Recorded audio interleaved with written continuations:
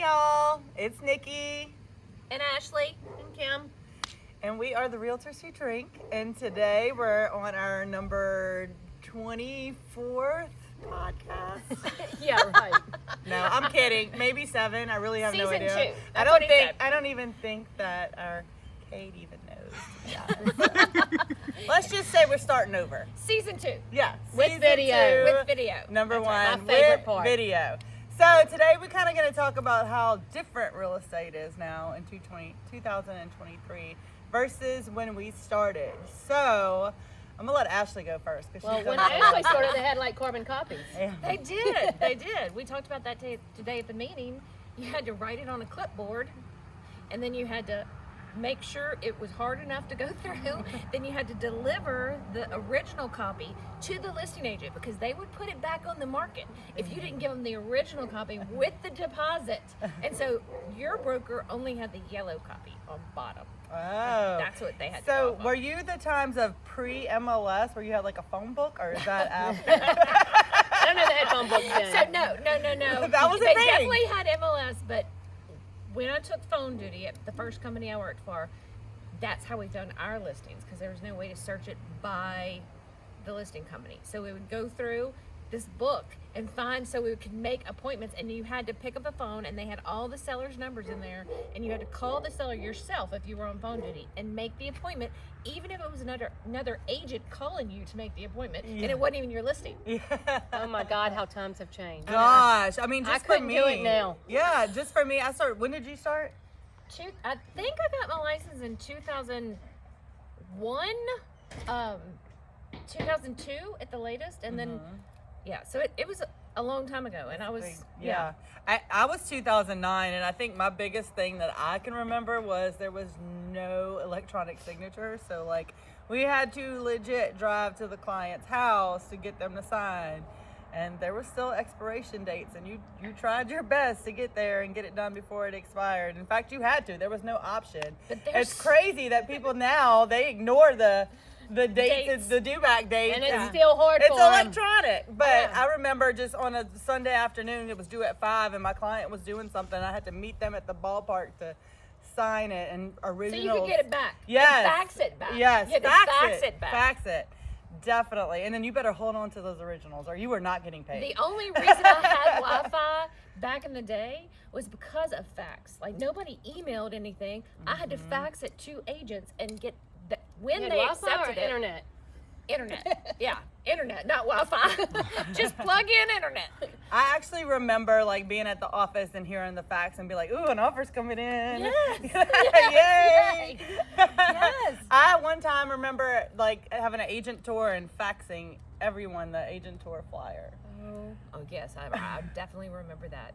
But I think that since she's been in it, which was just a couple of years after you, I think it was 2012. it's been electronic. Everything was electronic, or I would have been Yeah, I was on not the cusp.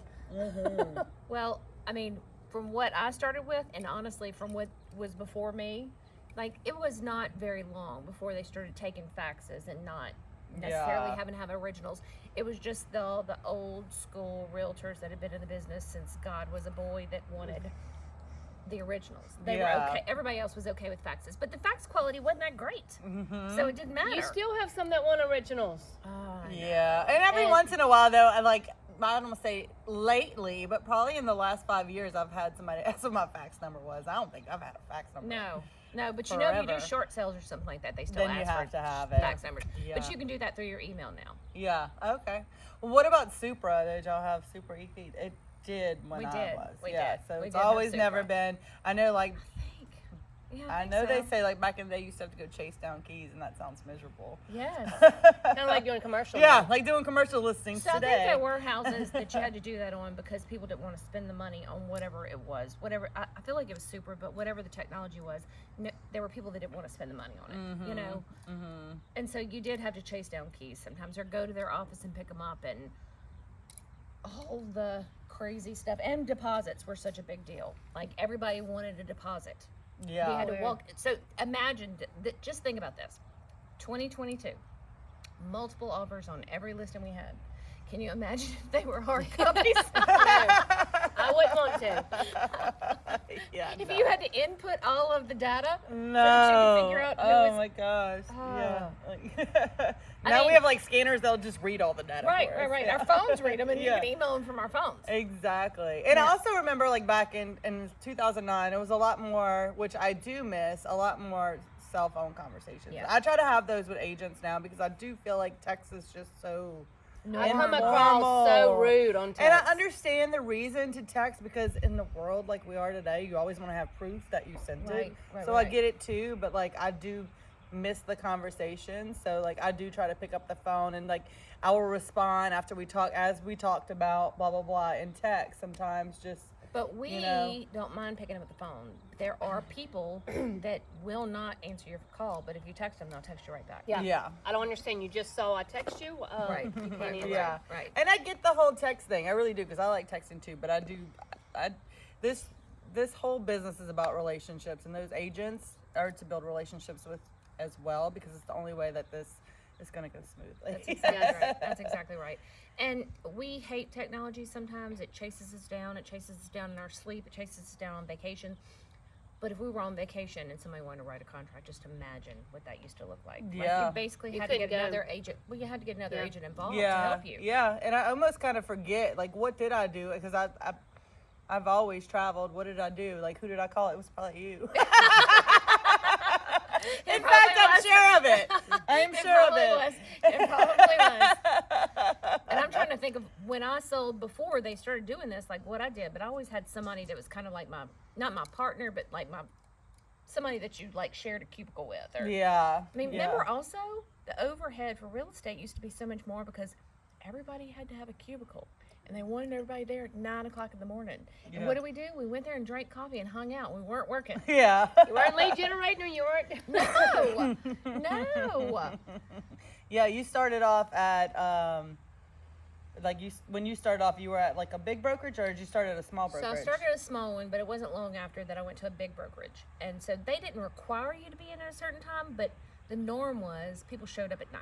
Yeah. And when they showed up at 9, then you were supposed to do the things you were supposed to do. But what people did was go hang out in offices. And Yeah. the people who had lots of volume had offices, and the people who were new had cubicles.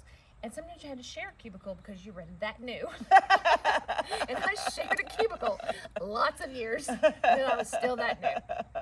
Well, I mean, and- it is good to have big offices sometimes, And a space, and yeah. for new agents to I think it's just to a follow them around because that's what I do. I think it's just a good time. Like that was even a smaller office than Yeah. what I'm talking about. But I think it's just you have to have some time that you get with the agents or you're available for your agents if they're new. You don't necessarily have to have a space where they can go there every day.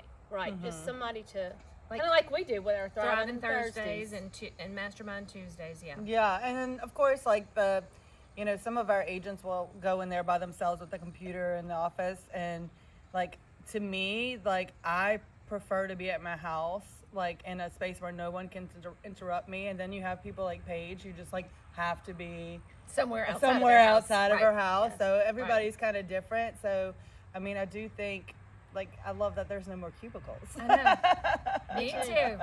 I mean, it's come a long way, but I think it's obviously it's enabled us to do a lot more volume and a lot more production because of the technology benefits that have come along in the area. Absolutely. But it's a cool business. It just changes all the time. Yes. So all this like reminiscing, I forgot to drink, so I'm going back to drinking. I was. Yeah, let's go. That Cheers. was big reminiscence for you. Cheers.